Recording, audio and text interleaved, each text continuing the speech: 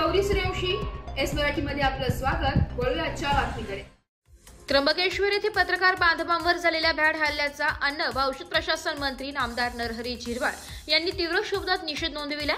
लोकशाहीचा चौथा स्तंभ म्हणून पत्रकार समाजाचे वर्णन केले जाते। समाजातील विविध घडामोडी जनतेसमोर मांडण्याचे महत्त्वाचे कार्य पत्रकार बांधव पार पाडत असतात।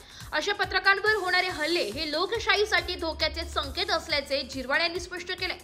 त्र्यंबकेश्वर येथे श्री स्वामी समर्थ केंद्र कमाणीजवळ पार्किंग पावती गोळा करणाऱ्या गुन्हेगार प्रवृत्तीच्या इसमांनी पत्रकारांवर हल्ला केला। या हल्ल्यात पत्रकार किरण ताजने जखमी झाले असून पत्रकार योगेश खरे आणि अभिजित सोनवणे यांनाही मारहाण करण्यात आली आहे। या गंभीर घटनेबाबत प्रतिक्रिया देताना झिरवाळ म्हणाले की पत्रकारांवर झालेल्या हल्ल्याच्या प्रकरणी शासनाने संबंधित कंत्राटदारासह दोषी कर्मचाऱ्यांवर कठोरात कठोर कारवाई करावी।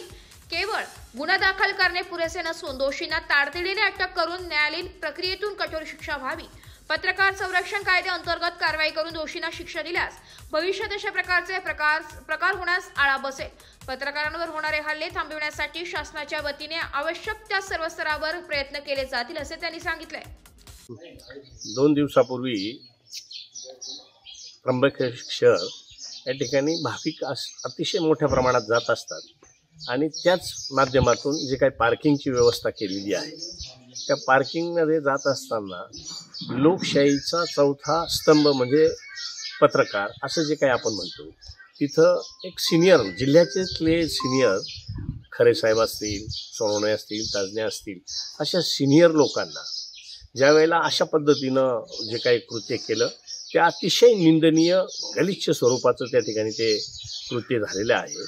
परंतु यावरून एक लक्षात येतं की जेव्हा अशा एका शून्य पत्रकारांवर असा हल्ला होतो तर सर्वसामान्यांची रोजची अवस्था किती दयनीय असेल। बाहेरून येणारे जे भाविक आहेत ते आपल्या इथला काय आदर्श घेऊन जातील अशा पद्धतीचं कृत्य करणं कोणालाही शोभनीय नाही।